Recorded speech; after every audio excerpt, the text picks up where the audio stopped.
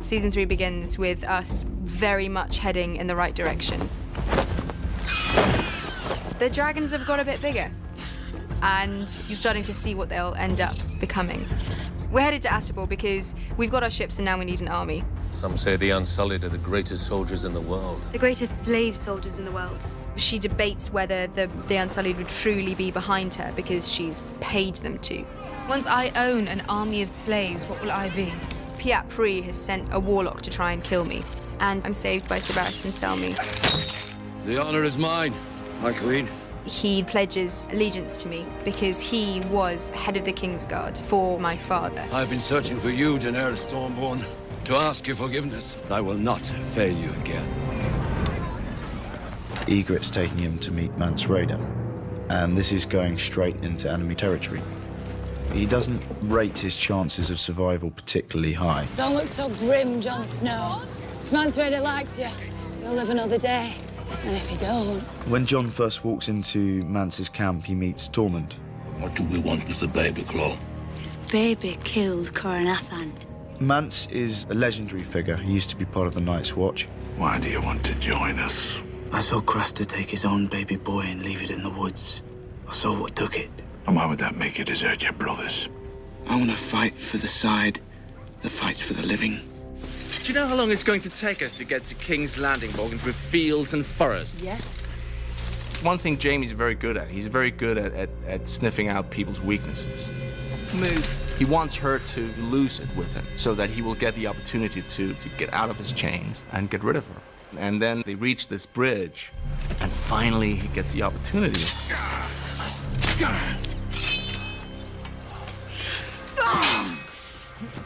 It's unbelievable. He goes from a bad situation to a horrible situation. So we have the wonderful lock here. Let us go. My father will pay you whatever you want. Enough to buy me a new head? The season 3 starts with Robb really just wanting to fight someone. And they get to Harrenhal, and again, he can't fight anyone. And worse than that, the people loyal to him have been slaughtered in the most horrific way. Find her a chamber that will serve as a cell. She's your mother. She freed Jaime Lannister. The Lannisters robbed them of their sons. She robbed them of their justice. When we arrive, I get the message that Winterfell, after being taken by Theon, has now been burnt to the ground. And it looks like Bran and Rickon may be dead. By the time Bolton's bastard got to Winterfell, the Ironborn were gone. They massacred everyone and put the castle to the torch. And Bran and Rickon have not been found. Bran and Rickon have fled Winterfell, and no one has heard from them. But there's a brother and a sister that come. I'm Jojen Reed. This is my sister, Mira. We've come a long way to find you, Brandon. They realize he has this power, but he doesn't know anything about it. And we have much farther to go. So it's about educating him so that he can actually become what he becomes. Theon may have taken them back to the Iron Islands as hostages. Have you heard anything from Theon at all? What's your name? Theon Greyjoy. What is your name? Reek. My name is Reek. First of all, they're in the woods trying to find her family. Not necessarily home, just somewhere where she thinks her family may be. And they come across the Brotherhood. They don't know who she is. They don't really want anything to do with her. You can finish your meals before you go. You'll free us? I give you my word. The Hound had been drinking too much, you know, he's an angry man and a bit lost. I mean, where's the Hound going to go? So I think he was found drunk under a tree. There's not all his wits about him. Just as she's this close from the door, the Hound recognizes who she is. Girl! Then tells the rest of the Brotherhood who she is. What in seven hells are you doing with the Stark bitch? Sansa finds a new friend in season 3, Marjorie. It is my honor to present my grandmother, the Lady Olenna of House Tyrell. Pretty much as soon as she's introduced to them, they talk about Joffrey. I want you to tell me the truth about this royal boy, this Joffrey. Sansa tells them what he's really like. He's a monster. Oh, that's a pity. Tell me what you think of her. Who? Marjorie. She's an ideal match. The Tyrells beside us will crush the Northerners. The new relationship between Marjorie and Joffrey, I think, scares Cersei a lot. Cersei's really threatened by Marjorie because she's younger and she's more beautiful, she's very smart. But Cersei sees all that. She knows she's a game player. She married a traitor and known degenerate like Renly Baratheon for a reason. She married Renly Baratheon because she was told to.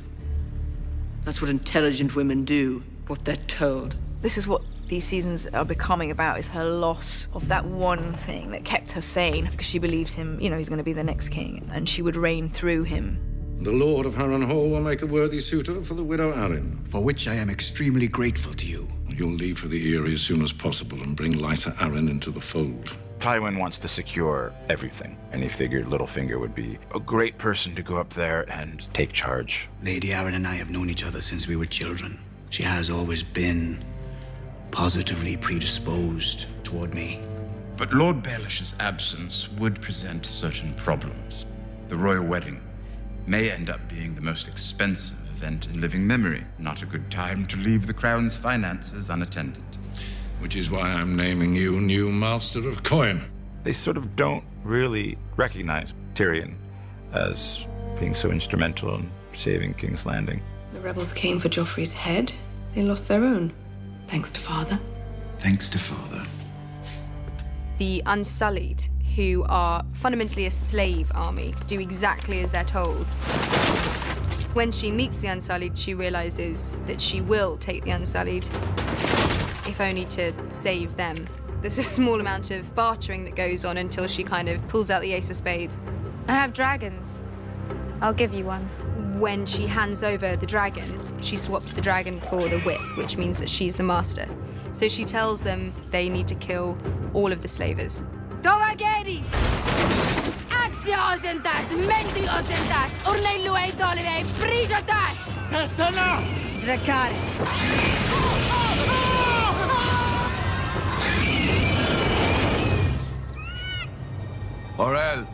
Orell, he's a warg, and he can look through the eyes of his animal, which is an eagle. He reports back that he's seen dead crows at the Fist of the First Men. When we reach the Fist of the First Men, we discover that there's a kind of horrific pattern of dead horses that's been made, and Mance is quick to point out that this is the work of the White Walkers. Always the artists. Mance decides that Jon should go with the climbing party over the wall, for the basic reasons that Jon knows more about the wall than anybody else. If he's useful, good. If not, throw him off the wall. See if crows can fly. These men, all these soldiers, they've been on the road for God knows how long, and now suddenly they have this woman. Jaime knows what's going to happen. He knows before it happens. But then when it does happen, he for some reason, I think it surprises himself. He can't just stand by, so he makes up this story. Her father's Lord Selwyn Tarn. Lord Selwyn would pay his daughter's weight in sapphires if she's returned to him. So Locke, he thinks about that, and his greed is stronger than his lust, I guess. So he takes it out on Jaime instead.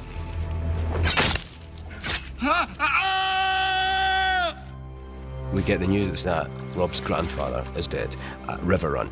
Robb's very much aware that he needs the army that his mother's family command as well. So they set off to go to Riverrun for the funeral of his grandfather and to discuss what happens next. And when we get there, Robb meets again the Blackfish and Edmure, Catelyn's brother. Edmure has come up with 2 Lannister prisons. Willem Lannister, Martin Lannister. Willem and Martin Lannister are 14 years old. Lord Karstark takes it upon himself during the night to slaughter these 2 young boys chained up in a prison cell. Robb understands why he's done it, but as a king and as a just leader, he can't allow that to go unpunished. Rickard Karstark, I sentence you to die. When Robb carries out the sentence on Lord Karstark, Robb loses half his army. The Karstarks are gone. They need more men. They need help. He needs to make amends with the people he's betrayed, which is the Freys. But because of Rob's breaking of his promise by marrying Talisa when he had been promised to one of Walder Frey's daughters, they are very skeptical about approaching Walder Frey. And rightly so. He sends 2 sons as an envoy. And Walder Frey has said, yes, we will help you. But the sting in the tail is that Edmure must marry one of Walder Frey's daughters. Could I see her first? You want to count her teeth? He's disgusted because everybody in the land knows that nobody in any right mind would want to marry a Frey. The Brotherhood take her to see their leader. His name is Beric Dondarrion. She's not particularly happy about it, but they're not hurting her, so it could be worse. You know, he's a knight, but he's with all these guys in rags, and they look like a bunch of swineherds. If you mean to murder me, then bloody well get on with it. You'll die soon enough, but it won't be murder. For some bizarre reason, they choose trial by combat.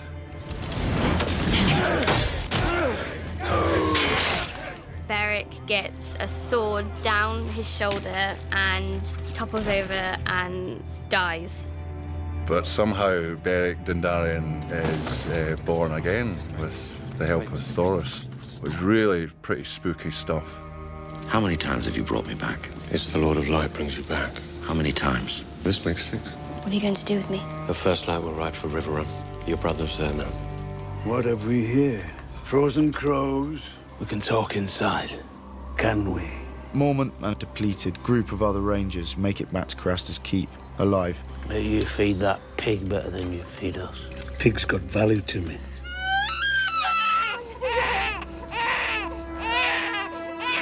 It's at this point that a rebellion starts. I shall have your head! We have to go! Now! I now am a woman on a mission. I've saved 8,000 slaves, and I've got a thirst for wanting to save more people. So we move on to Yunkai. The Yunkish train bed slaves, not soldiers. We can defeat them. But they won't meet us on the field. They have strong walls. Belmulte I vestreske sir ponte Giorina, se ponjo obulia yon mazurina. So I then set up camp and hear the slavers of Yunkai, and I kind of lay down the law for them. You will release every slave in Yunkai. Reject this gift, and I shall show you no mercy. You are mad. We are not Astapor or Karth. We are Yunkai. Those who survive, we shall enslave once more. Perhaps we'll make a slave of you as well. Now get out. I give them a little bit of a fright with the dragons, and then I decide that I'm going to kill them. Before Jon, Ygritte, Tormund and Morel climb the wall, Ygritte sort of coerces Jon into a secret place she knows. Ygritte! And decides to really test A, whether he's a crow, and B, whether he loves her. I don't ever want to leave this cave, Jon Snow. And Jon does betray his vows. I think it's at that point that he falls in love with Ygritte. It's a rare moment in the story where we have a purely happy moment between 2 characters. When Jon and the others are climbing the wall, which is 800 feet of ice, a part of the wall breaks off, leaving Jon dangling on the end of a rope, as well as Ygritte. And it's only right at the last minute that Jon manages to save them both. Finally, they get to Harrenhal, to the castle. Lord Bolton, I give you the Kingslayer. We have a dinner with Roose Bolton. I will allow you to go to King's Landing as restitution for the mistakes my soldiers made. And you will swear to tell your father that I had nothing to do with your maiming. My lady? She won't be going with you. When Jaime leaves Harrenhal, he leaves with a bad taste in his mouth. I'm leaving her with Locke. Don't you worry about your friend. We'll take good care of her. But then on the road, he finds out that it's only a matter of time, then they're gonna kill her. And he, again, surprises himself in a way. He so wants to just not care. But he does, and he goes back. Taking her to King's Landing, unless you kill me. Well, you must be on her way. Spotted a Lannister raiding party. How far? Less than a day's ride south. Time for a lion hunt. They say, oh, we're gonna go and kill some Lannisters and then we'll take you home. I swear to you, this isn't any... You're a liar! They're all distracted, getting on their armor and things like that. So she sees her opportunity and she goes for it. Anguy, bring her back! Come back, girl! Then gets stopped by the Hound. Kick all you like, Wolfgar. Won't do you no good.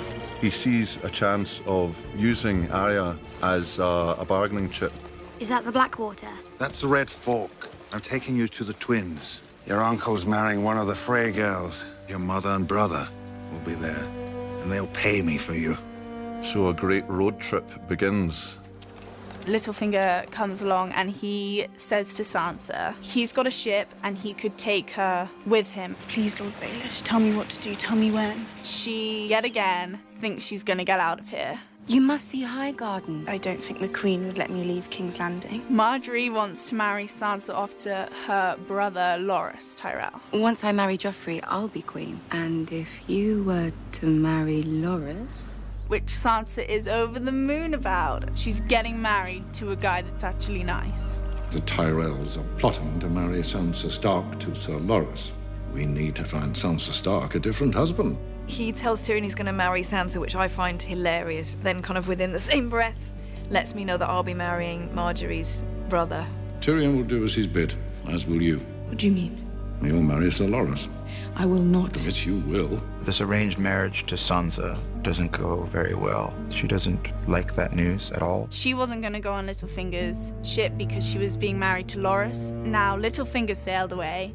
She's getting married to Tyrion, who she didn't want to get married to. So, am I invited to your wedding? Shay is pretty gutted about this marriage to Tyrion. Especially now that she's Sansa's handmaiden. Listen to me, my lady. I'm not your lady. I'm your whore. He's vulnerable, Tyrion, and that's very frightening to him. The wedding to Tyrion, in Sansa's eyes, it was the worst day of her life. He's a Lannister. She's not going to trust him. Joffrey, of course, takes great glee in this new relationship and torments both of them, as he usually does. Time for the bedding ceremony. There will be no bedding ceremony. There will be, if I command it. I'm sure Tyrion did not mean to threaten the king. Your uncle is clearly quite drunk, Your Grace. Stop. But your father... I won't share your bed. Not until you want me to. What if I never want you to? And so my watch begins. Only one old man and 8 good horses. Let's carve him up. We just take the horses and go. The old man's no threat. There's a storm coming. Just as good a place to shelter as any.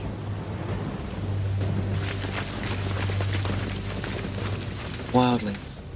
Bran and Rickon and Osha and Hodor are in the windmill that is just by where Jon is. Do their paths just miss each other? Neither of them know that they're there. Cut his throat, or he'll tell the crows we're here. The man, has to be killed, and Tyrell who suggests that it should be Jon who does it to prove that he's a wildling. Kill him! Orell and Tormund are about to kill Jon when 2 direwolves attack. It's Bran who goes into his warg mode and into summer to attack the wildlings and save Jon.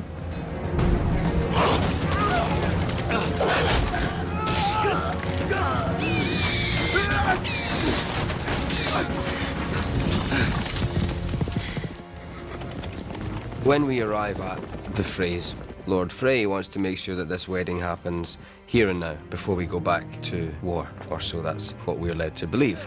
If you think the time is right, Lord Walder, by all means, let us bed them. As the bedding party exits, the lights dim.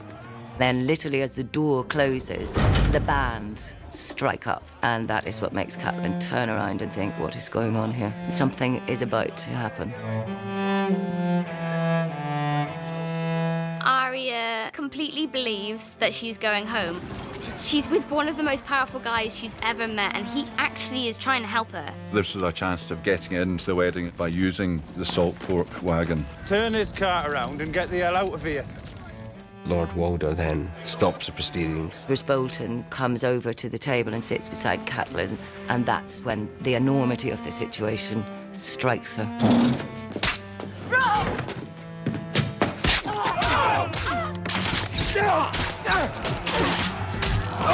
This sea of arrows come at them, and Walder Frey is basically enjoying every moment of this. Just as we were coming in, everyone was killing each other. She realizes everything's going wrong, and she doesn't even know why. So it was time to change the plan. Plan B, get the hell out there.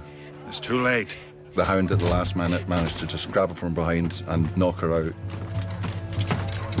At the same time, Catelyn's trying to say to her son, get out, but he won't leave his dying wife. Mother. Roose Bolton walks up to Robb and whispers something in his ear and then stabs him. The Lannisters send their regards. She just loses it.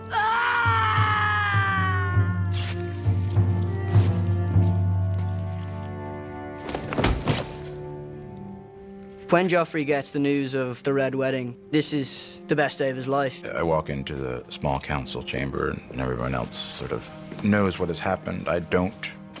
Killed a few puppies today? Robb Stark is dead. Joffrey loves every second of it. Command Lord Frey to send Robb Stark's head. I'm going to serve it to Sansa at my wedding feast. She is no longer yours to torment. Everyone is mine to torment, you little monster. Monsters are dangerous, and just now, kings are dying like flies. She finds out that her brother and her mother have been killed. Sansa. But it's very unexpected. All her hopes are dashed, like every single time. She is pretty bitter. The usurper Robb Stark is dead, betrayed by his bannerman. Despite his loss at Blackwater, the threat of Stannis is still present. From Maester Aemon of the Night's Watch. Their Lord Commander is dead. What he saw beyond the wall, it's coming for all of us. Stannis appears to be more determined in his desire for the throne. This war of 5 kings means nothing.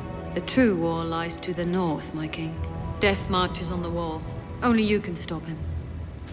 So Sam and Gilly head towards the wall together to go back to the Night's Watch. The Night Fort's closest to Castle Black. It's got a secret sally port. It leads through the wall, right down into the Night Fort. It's empty. Let's find a place to sleep. So they come across Bran and Hodor. Come with us. We'll walk straight to Castle Black. Take us north of the wall. Why in the world would you want to go? I want to. I have to. No, he comes back to King's Landing, and then, of course, no one recognizes him. Step aside, country boy. But he makes it up to Cersei, and then he sees her, and they just look at each other. This is really the moment where he really realizes that I'm no longer the same man. She's ecstatic because she's got the one person she trusts back, but he comes in missing the thing that makes him who he is as a man.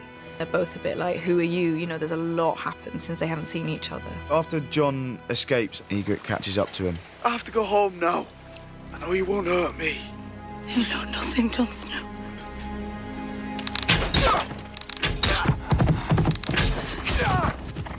Jon survives, and we find him right at the end of season 3, collapsing off his horse and being dragged into Castle Black. Carry him inside. And we leave him not knowing whether he'll be safe or not. Under the cover of nightfall, I send my best men in through a side entrance to the city of Yunkai and have them murder all of the slavers, and so that they can then release all of the slaves. When she finds that they've been successful, they come back to wait outside the gates of Yunkai to see what the fallout will be. And then the slaves come out, and the person they see is Dany, the woman who's saved them. Misa! Misa! The word that comes out of their mouth is Misa, which means mother. And it's this moment that Dany, for the first time, sees what her new dream is going to be, and she realizes the possibility of how many more there are to save. And it's this wonderful moment of them looking to her as a mother and her kind of accepting their love and becoming a leader.